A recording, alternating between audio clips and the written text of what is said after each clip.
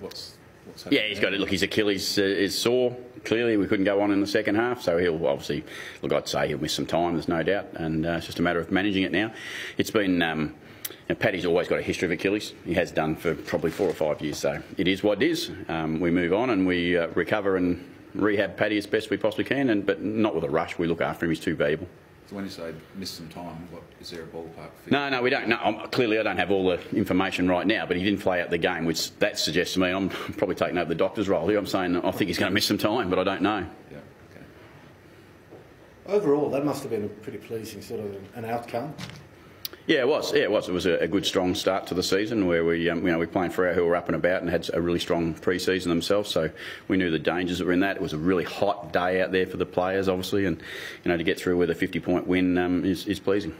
And confirmation too, I guess. But you did have all those players come in that they did fit together. They did play well together. Yeah, they added to us, didn't they? And that was the pleasing part. Jack, Stephen, Tom, and Dom Barry. They all added something to us. And I thought some of the younger blokes showed the growth. Dougal, Riley Bonner, Toddy Marshall.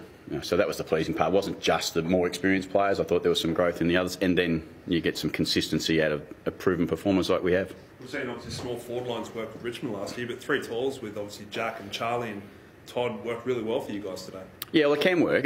You play with what you have, and I don't think any side was any different. I think if Richmond and Damien, you'd ask him, he plays with what he's got, and we play with what we have. And at the moment, we've got some great options in our tall forwards, and hopefully we can continue to play with them. Just back on Paddy for a second. If obviously he's going to miss some time, is Billy Frampton the guy most likely to come in for next week? Oh no, we'll look at that. We had them all play last night. We've got Pete Laddams, who played in JLT 1, and we've got Billy, and we've got young Sam Hayes as well. We basically played with Westy in the second half, so that's an option too. So we won't rush people who are not ready. We'll make decisions based on what's right for us. Talking about Westy, he played a good game, didn't he? Justin? Yeah. That's what you expect. It's just what he does. He turns up, he runs for kilometres and kilometres and just keeps turning up. Do you kind of give him licence to just go wherever he wants? He's the most team cared player that we probably have. He just does whatever we ask him. It doesn't matter. And then he ends up in the right spot more often than not. So he's a terrific person, and that comes out in the footy field as well. That half back line with obviously Riley Bonner had a terrific first half, and then obviously Darcy Byrne-Jones, Dan Houston. That run and carry you had of half back was sensational. The switching the ball as well.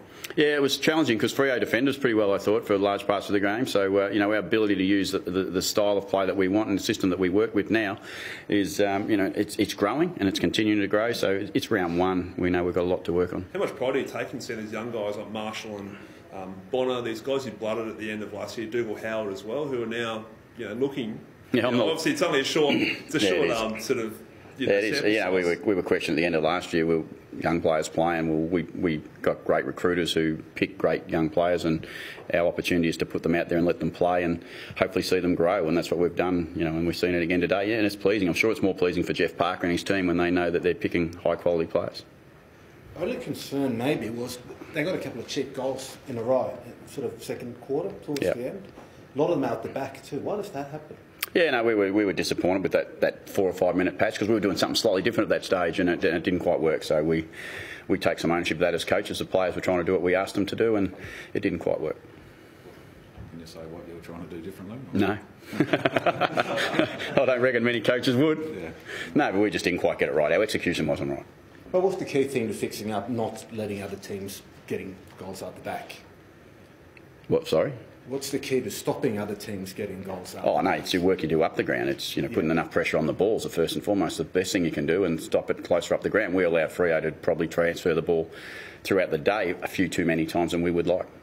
Tommy Rockcliffe, probably a quiet day by his standards, just with that sort of first game back from the knee, or yeah, you would expect that, wouldn't you? Expect Tommy, I think 32 or 3 degrees out there, and he's first up. He hasn't, he's done a lot of training. We knew that, so we knew he was probably going to be a little bit, rusty. But I thought he joined in at the right times, and it's great to see him get a finish on the scoreboard as well. I thought Skipper was outstanding today as well. Obviously, half-forward midfield role, second year doing that. He's seemed to really obviously in great nick after his off-season that he had. Yeah, he's had a great off-season, but he's a good captain, and he leads by example. And he's done it again today, and that's what we expect from Trev.